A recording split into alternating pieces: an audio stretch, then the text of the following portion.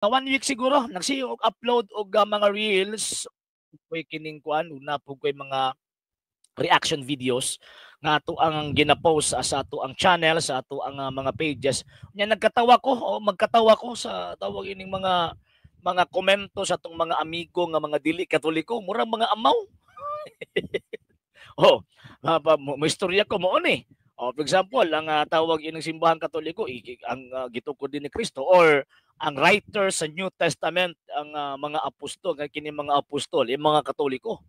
So karon mo asa mang ebidensya nimo na asa man na magikot nya karon kinahanglan po gigikot ila pud mo tuo di pagkaamaw gyud. Di ba? Amaw gyud kayo. Mo nang mayon ko ba asa ka gibutang nila ang ilahang pangisip no? Ang pangisip gibutang mo to na Ginoong Dios diri sa atong ulo kay mo ni mulabaw kung baga. Okay kabalo man ta unsay maayo unsay daotan kung siyempre mamalandong ta kung ini ba maayo ba kini o dili ba gamit ang atong pangunahuna dili gamit ang atong feelings ang feelings magod magbag-ubag ko magod sa mga sir magbag-ubag ko siya so man nagibutang sa Ginoo ang atong pangunahuna naa sa ulo pero ang problema ning atong mga higala nga mga sulpot ang ilang mga pangunahuna naslapa-lapa nga tag ebidensya unya pagkaman ko gitagaan ng ebidensya din lapud mo to di amaw di ba inamaw na inamaw na mga sir.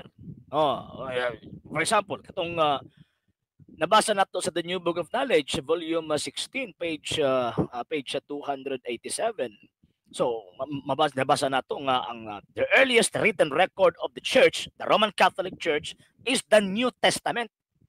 So, kanang bagong testamento, Katoliko ang writers ana.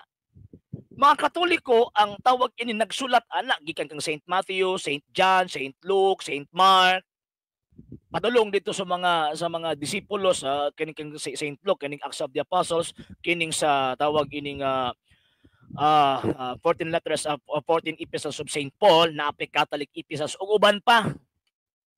So mga Katoliko ang tawag ining writers. So karon mo sa di matinuod asa man naman mabasa di din provide tag evidence og katong evidence ato katong history di na pud mo tuo kay gusto ipabasa sa Biblia unsa pagtuon ninyo anang Biblia history sa mga apostol pagkanalagyod ninyo. Ibutang lagi ang inyuhang tawag ining pangunahuna sa ulo dili sa lapa-lapa. Taas kay garbo ni mga sulpot Actually kung kanang naipanultihon ba nga alang ni adtong mga tao nga gusto walay rason. Pero ang dili gani gusto mga tao nga wa gani gusto anang butang nga daghan gyud kay nagrason. Mo na nga kining ato mga sulpot nga mga amigo nga mangutana asa man mabasa di ko basta-basta muhatag ano man ikabalo man ko sila pangutok. O sa man lang naa sa ilang pangutok kanang mangayog ebidensya og tagaan na di mo tuo pagkabinangag may mo pag dili man na mao imong pagsabot ya unsa di ang tama nga pagsabot kanang inyong panabot nga nisulpot lang mo after 16th century nahulog nga gihimo ninyong bakakon ng Kristo so buti pasabot before ni gawas ng inyong pundok walay tama nga panabot concerning sa kasulatan ana ba bakakon ng Kristo og maahon bakakon ng Espiritu Santo og maahon. Ang gingon sa Ginoong Jesucristo, ako magauban kaninyo kanunay hangtod sa katapusan sa kalibutan. Nga naman, kay ilang mission pagtudlo. Di ba? Iyata siguro ng 19:20. Tudloin sila sa tanan nga akong gitudlo ninyo. O ako magauban kaninyo kanunay hangtod sa katapusan sa kalibutan. O, kaklaro, ana. O niya, pagkauman, himuon ninyo nga, after sa mga apostolis, wa na nanudlo og tarong.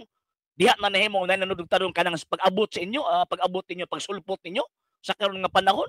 Gihimo ninyo yabag ang Ginoong Jesucristo og maahon. Kung tinuod mo, kini mga sulpot kanila dinhi, kung tinuod mo, nahimong bakakon ng Ginoong Jesucristo. Kung tinuod mo nahimong yabag ang atong Ginoong Jesucristo kung nahimo mong tinuod.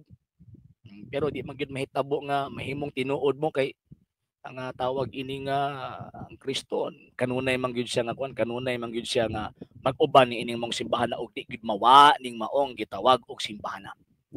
Sa hindi pa po nakapag-follow sa mga pages po natin, i-follow niyo po yung mga pages po natin, RJ Horolanciano II, TV Apolia Punto Argumento page, Kuya Apologist TV page, and RJ's Vlog 2022. And pwede rin po kayo mag-send po dyan ng Facebook stars. And also, sa atin po mga channels, sa hindi po nakapag-subscribe, subscribe po ninyo yung mga channels natin, The Lay Catholic, Apologist International Official, RJ Sanado II TV, Kuya Apologist TV, and Barrio Kawayan Religious Forum.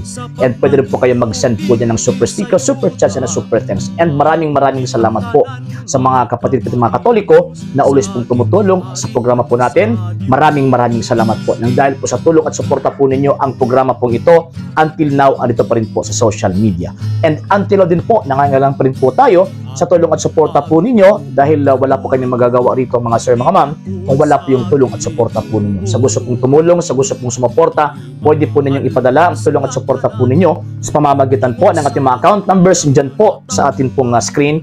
And pwede nyo po kaming i-message sa ating pong page kung via remittance po yung papadala po ninyo. Maraming salamat po in advance.